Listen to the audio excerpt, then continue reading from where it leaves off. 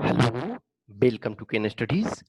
Daily current affairs MCQ में आज हम सेकेंड और थर्ड अक्टूबर का करंट अफेयर्स एमसीक्यू देखेंगे। देखो, जो नॉर्मली है कि इधर हम 20 क्वेश्चन अभी कर रहे थे 3 डेज पर, तो आज हम 2 दिन पर कर रहे हैं। तो आज हम 15 एमसीक्यू का क्वेश्चन करेंगे। तो फर्स्ट इसमें है, India's foreign exchange reserve in world is as of end September 2020। देखो, अभी इसमें जो है कि सितंबर 2020 के एंड के अनुसार जो इंडिया का फॉरेन एक्सचेंज रिजर्व है वो फिफ्थ लार्जेस्ट है। लेकिन आप 21 अगस्त के अनुसार देखो, 21 अगस्त 21 अगस्त के अनुसार जो था वो फोर्थ लार्जेस्ट था। इस वजह से इसको ध्यान में ये रखना होगा। अब फर्स्ट रैंक पे कौन है? तो चाइना है।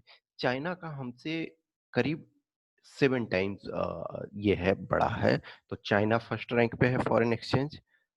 जापान सेकंड रैंक पे, थर्ड रैंक में स्विट्जरलैंड, फोर्थ रैंक में रसिया है। अब यदि देखो तो इंडिया को फोर्थ रैंक में आ गया था, यानी कि कंबाइंड रूप से अगस्त में 21 अगस्त का ये रिपोर्ट था। लेकिन उसके बाद जो है वो रसिया फोर्थ रैंक पे है। इसमें देखो, ये जो रैंकिंग है इसमें गोल्ड भी शामिल है। अब देखो, इसमें आपको लगेगा कि यूएसए जो है ये लिस्ट में नहीं है, क्योंकि यूएसए जो है फॉरेन एक्सचेंज रिजर्व इस वजह से नहीं रखता है क्योंकि उसकी करेंसी जो है वो हर जगह एक्सेप्टेबल है। फिर देखो, जर्मनी भी हमसे बड़ी इकोनॉमी है, तो जर्मनी भी फॉरेन एक्सचेंज रिजर्व नहीं मेंटेन करता। हाँ, कुछ गोल्ड यदि देखा जाए तो गोल्ड को भी हम शामिल करते हैं फॉरेन एक्सचेंज रिजर्व में। जो आरबीआई गोल्ड रखती है, जो पब्लिक के पास गोल्ड है उसका हम रिकॉर्ड नहीं रखते हैं, लेकिन जो आरबीआई के पास गोल्ड है, तो जो फ्रांस, ये सॉरी जर्मनी है, जो आपका फ्रांस है, जो आपका यूएसए है, ये लोग जो हैं वो गोल्ड को रखते हैं। और चूंकि यूएस डॉलर या यूरो ये हर जगह एक्सेप्टेबल है, तो इस वजह से वो फॉरेन एक्सचेंज रिजर्व नहीं रखते हैं। अब जस्ट इमेजिन करो थोड़ी देर के लिए कि इंडियन रूपी जो है, आईएनआर जो है, वो हर जगह यदि पेमेंट के लिए एक्सेप्टेबल हो जाए, तो हम एक्सेप्टेबल इन द सेंस कि फ्रीली एक्सेप्टेबल, तो हमें फॉरेन एक्सचेंज हमें भी रखने की जरूरत नहीं होगी। तो इसका डी होगा। नेक्स्ट आपका है तोमान। तो टोमन या तोमान जो है is the new currency of which country? तो ये जो टोमन है वो आपका ईरान का न्यू करेंसी। इनफैक्ट देखो, ये पहले भी यूज किया जाता रहा था, लेकिन बीच में जो था तो ये आपका रियाल यूज किया जाता था। तो अभी जो क्या है कि जो भी यूएस ने सैंक्शन लगाया ईरान पे, ईरान की इकोनॉमी जो है क्रिपलिंग हो रही है। तो जो आपका ये जो रियाल था, तो ये 10,000 रियाल के बराबर 1 टोमन रखा गया है। तो ये इसका ईरान हो गया। नेक्स्ट है, consider the following statements about international day of older persons. अभी देखो, जो भी है दुनिया में, जो खास करके डेवलप्ड कंट्री हैं, उनके पास तो ओल्ड एज पर्सन की जो समस्या है वो बढ़ती जा रही है। इनफैक्ट देखोगे, इटली इटली में इनिशियल फेज में जो है डेथ बहुत ज्यादा हुआ। हाँ, अब है कि इंडिया जो है कंटिन्यू हमारे यहाँ केसेस बढ़ रहे हैं, लेकिन इटली वगैरह तो अर्ली फेज में उनके साथ बहुत प्रॉब्लम हुआ, लेकिन वो चीजों को कंट्रोल कर ले गए क्योंकि उनके पास जो शुरू में संभलने का मौका नहीं मिला, क्योंकि ओल्ड एज पॉपुलेशन वहाँ बहुत ज्यादा है, और इंडिया जैसे कंट्री में अभी यंग एज पॉपुलेशन बहुत ज्यादा है। तो ये international day of older persons के बारे में हमें विचार करना है। It is celebrated on 1 October, तो सही है। This year has been recognised as year of the nurse and midwife. हाँ, अब देखो इसमें जो है कि ये कहीं ना कहीं जो नर्स एंड मिडवाइफ हैं, इन्होंने जो ओल्ड एज पॉपुलेशन जो होते हैं उनके लिए बहुत आवश्यक होते हैं। वो कहते हैं ना कि जो मिडवाइफ है और नर्सेस हैं, वो आपका बच्चे का जन्म लेने के समय से लेकर सबसे अधिक जरूरत उनकी होती है, और ओल्ड एज में मिडवाइफ की जरूरत नहीं, नर्स की जरूरत होती है। तो इसका दोनों स्टेटमेंट जो है सही है, तो सी आंसर हो जाएगा। नेक्स्ट है, consider the following statements about BrahMos missile. तो ब्रह्मोस मिसाइल जो है इंडिया के ब्रह्मपुत्रा और रसिया के मोस्कवा रिवर से मिल करके इसका नेम ब्रह्मोस बना है। तो it is a ballistic missile नहीं, ये क्रूज मिसाइल है, तो फर्स्ट स्टेटमेंट ये गलत हो गया। It's land attack missile achieved the target of 2.8 Mach. तो 2.8 मैक का मतलब है स्पीड इसका। तो जो स्पीड होता है, जो आपका, तो ये सेकंड स्टेटमेंट सही है तो 2 हो जाएगा। किसी भी मिसाइल का जो स्पीड है वो आइदर क्या हो सकता है, सबसोनिक। सबसोनिक का मतलब जो है वो आपका जो साउंड का स्पीड जो एयर में है 332 मीटर पर सेकेंड, उसको 1 मैक बोलते हैं यदि उसके बराबर स्पीड है। तो सबसोनिक का मतलब है कि जो साउंड का स्पीड है एयर में उससे कम होगा। सुपरसोनिक का मतलब है कि साउंड के स्पीड से अधिक होगा। और आजकल ये आ गया है हाइपरसोनिक। हाइपरसोनिक रसिया ने अभी ये एक्सपेरिमेंट कर लिया है सक्सेसफुली। फिर उसके बाद यूएसए अभी कर रहा है डेमोन्स्ट्रेशन। ग्रेजुअली जो है इंडिया भी अभी जस्ट टेक्नोलॉजी डेमोन्स्ट्रेशन किया। तो जो है कि वो जो हाइपरसोनिक होता है वो 5 से अधिक होता है। तो अभी हमने 6 का स्पीड प्राप्त कर लिया। लेकिन ये ब्रह्मोस जो है वो आपका ये 2 ओनली उसमें हो जाएगा, यानी 2.8 मैक किया। तो इसका मतलब ये है सुपर सोनिक है। तो इसका बी हो जाएगा। नेक्स्ट है, what is ICGS Kanaklata Barua. तो आईसीजीएस का मतलब है इंडियन कोस्ट गार्ड शिप। तो इसका यदि आप ये ध्यान देते तो आईसीजीएस यानी कि इंडियन कोस्ट गार्ड शिप, तो ये कनकलता बरुआ।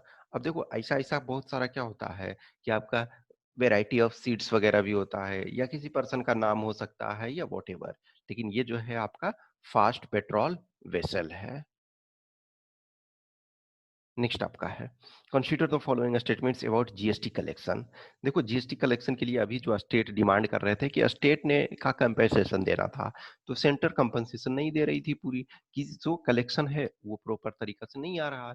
तो इन सितंबर 2020 जो एक गुड न्यूज थोड़ा सा है इस वर्स्ट टाइम में भी, कि इन सितंबर 2020 total collection was 95,480 crore rupees. ये सही है। Year on year increase by 3.4%, ये भी सही है। इसका मतलब है जो सितंबर 2019 में जो कलेक्शन हुआ था उससे 3.4% अधिक कलेक्शन हुआ।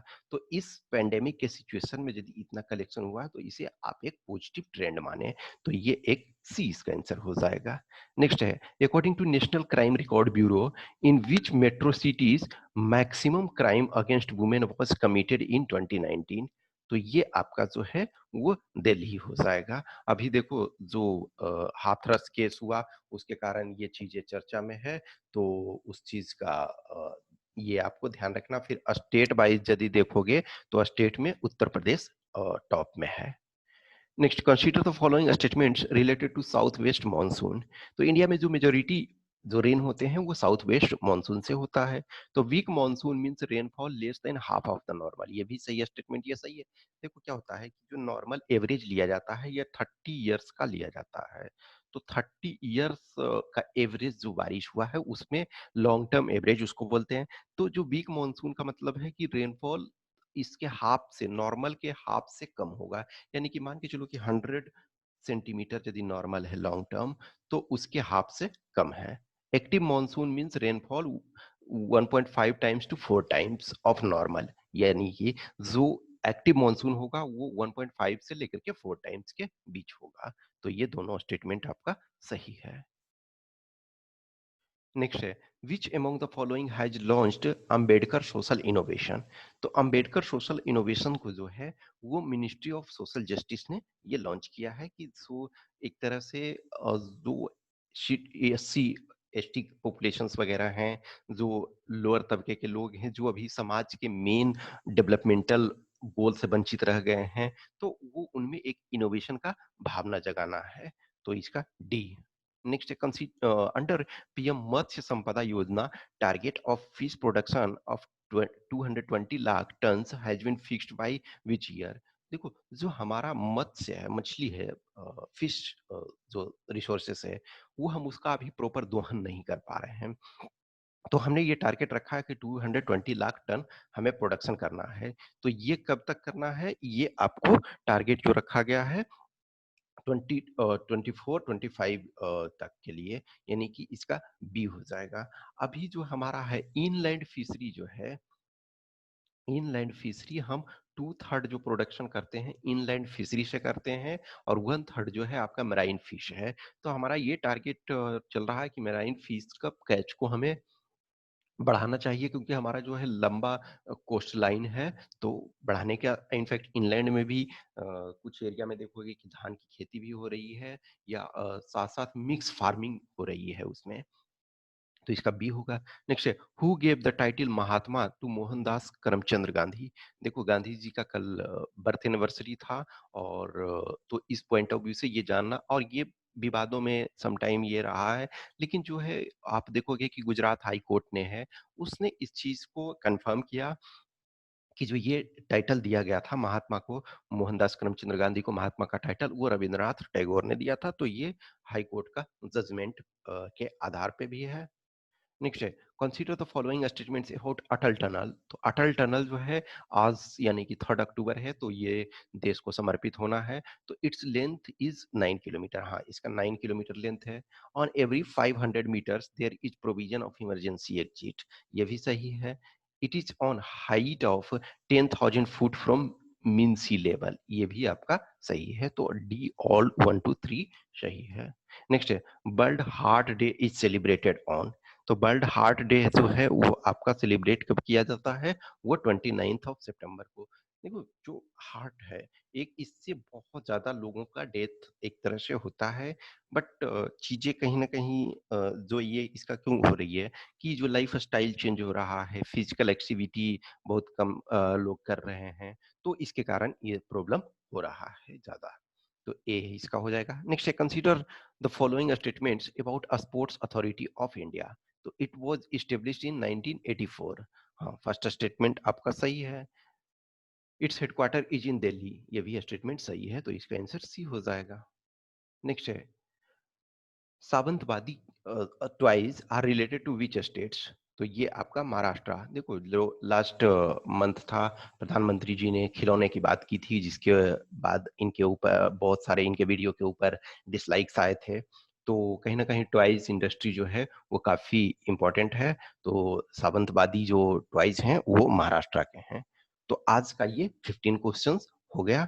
इस 15 क्वेश्चंस के आंसर की यहाँ दिए हुए हैं, और इनका जो पीडीएफ है, तो वो पीडीएफ आपको टेलीग्राम में ग्रुप में मिल जाएगा।